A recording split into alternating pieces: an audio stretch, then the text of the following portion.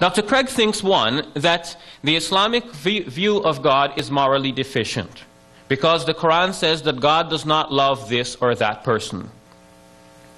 But when the Quran speaks about the punishments that God has in store for human beings, or when the Quran uses threats, or the Quran says that God does not love certain people, Muslim scholars take this to mean that God is trying in some way to reach out to these people who need threats, who need something harsh to be said to them to bring them back to the right path.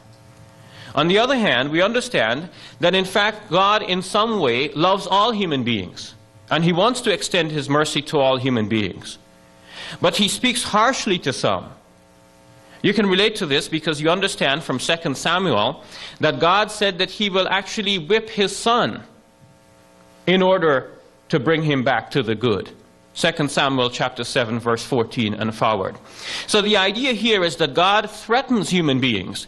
That look, if you're not good, I don't love you, in order to bring them back. Even human parents do that sometimes.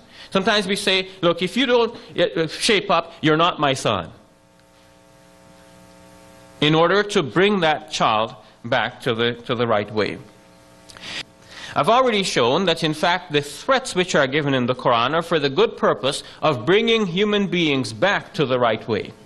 But if you want to insist that, okay, the literal text says God does not love these people, and that would mean that God is deficient, consider this passage from the Bible in Psalms 5 verses 4 to 6, where it specifically says that God hates evildoers.